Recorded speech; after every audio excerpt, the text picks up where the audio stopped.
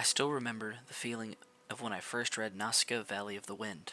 The volumes were given to me by one of my mom's friends who got them from a church pastor who had passed away. I can't ever forget Bleach's Turn Back the Pendulum because it was the same time I had lost my grandfather. I recall playing Night in the Woods during the pandemic before I went to college, and I can relive every second of the late summer night when I was in early high school and decided on a whim to watch The Seven Samurai. And I'll never forget just how much fun I had the first time I read Chainsaw Man. Tatsuki Fujimoto is a very unfiltered creator, from prominently including his fetishes and cannibalism and making them strong thematic points to heavy use of references to classic Western movies. But in this splattering of influences, there's a common through line and motif in many of his major works: the love of media and how wholly human it is.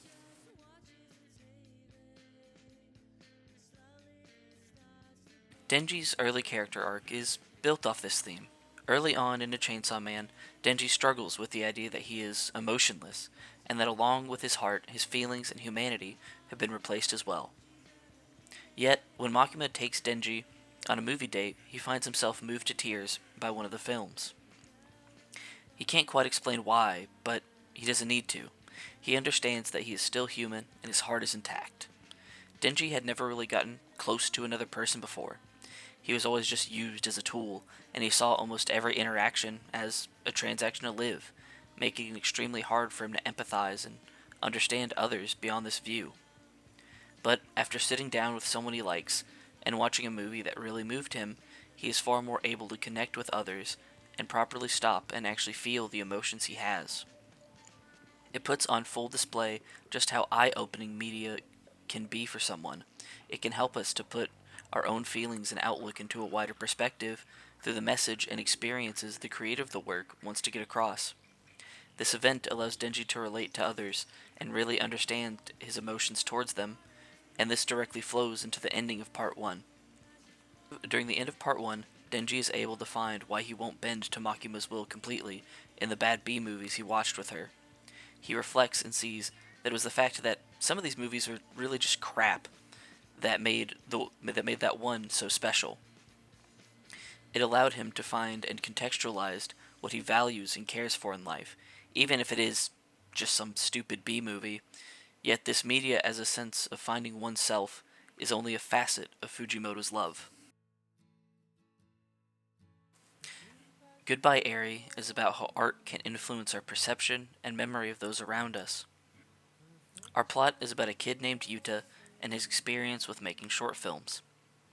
As the audience, we watch a short film Yuta made about his mother. It's the story of how she slowly succumbed to illness and just how her final days went.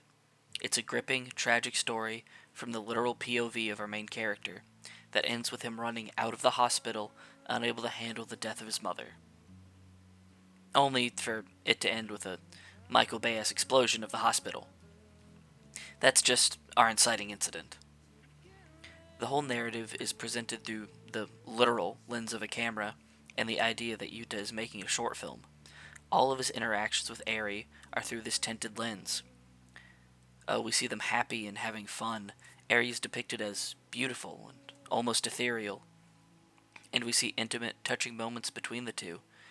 But as revealed by the end, it's all a facade, and an act to make a tragic story worth making an audience cry.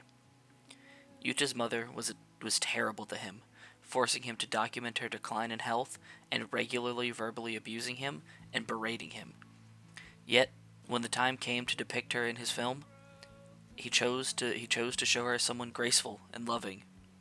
Airy, likewise, was a very toxic and mean person, and it can be extrapolated that all of what the two did together was fake, nothing more than an act for a film.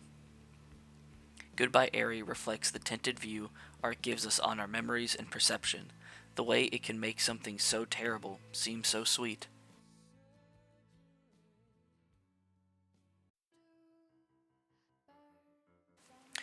Look Back is about connecting with others through art.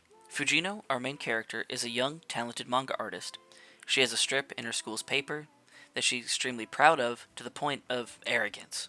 She's knocked down a peg when a fellow student, Kiyomoto, an antisocial NEET who does not come to school in person, begins to draw her own strip outshining Fujino's.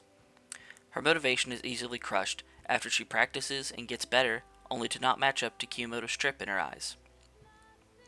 She sets her ambitions aside, but something always sticks in the back of her mind. Fujino and Kiyomoto eventually, due to circumstances, meet properly face to face, and when Kiyomoto tells Fujino that she was inspired by her, this kicks off the two's friendship and reignites the passion in Fujino. The two begin to work together and get better at art and bring each other up. Through the act of making this art, the two have made their best memories and have met their closest friends. This story echoes how art can bring you closer to people and make you really connect with another person on a deeper level. Their connection only grows as they find success together in the manga industry, winning different manga competitions, and even getting an offer from a larger publisher. But here, their paths would split. Kiyomoto wanted to go to art school and get even better, while Fujino wanted to go pro. The two split, and it affected Fujino greatly. The two paths only crossed because of a desire to make art, and was separated by the same measure. Kiyomoto's dream and desire to be a better artist is driven by how inspired she was by Fujino and her art, and how much she wants to make Fujino proud.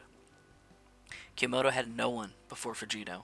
She isolated herself and was afraid of the world, but Fujino brought her out of her shell, using a shared love of drawing, and brightened her worldview. Kiyomoto's greatest friend and life experience happened because she allowed herself to connect with another through art. And in that same breath, Fujino would cope with the loss of the person she cared about the most through drawing. After the two split, they would not speak again for years, and in fact, never did again. Kiyomoto would tragically be killed, and Fujino's last memory of her friend would be them arguing. She's destroyed, and is brought truly to her lowest point. Only by drawing a small comic and seeing her best friend's room, a room contained every volume of her work, and the shirt that she signed when they were in middle school, can she bring herself back from the brink. Right at the end of our story, Fujino is asked why she makes art.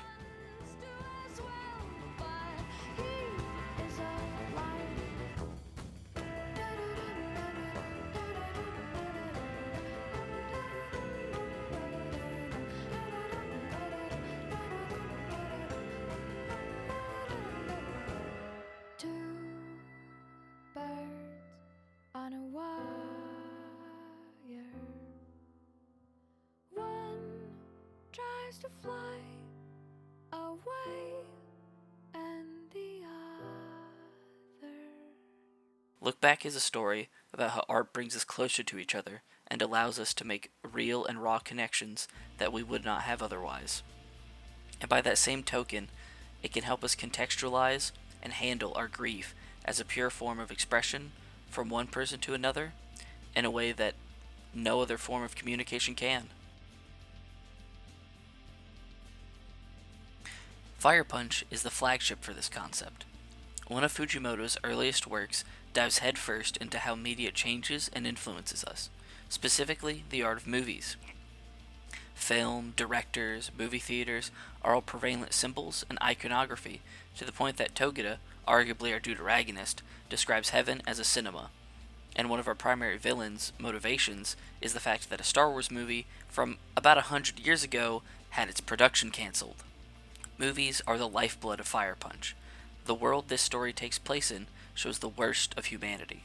Murder, rape, slavery, brainwashing, cannibalism, starvation, and much, much more. We see our main character, Agni, suffer all kinds of loss and pain for what seems to be almost no reason. In the context of Fire Punch, people have lost almost all media and stories. No art is made, and barely any survives. Yet one source remains in our director, Togeda. Someone blessed with regeneration, they have lived for thousands of years and remembers and exonerates films and the people that made them possible. To this end, Togeda seeks to make a movie and uses Agni as the main character, seeking to create something that will inspire people and set their hearts on fire, just like how Agni is constantly consumed by a raging inferno, a striking image in a land ravaged by a blanket of eternal winter.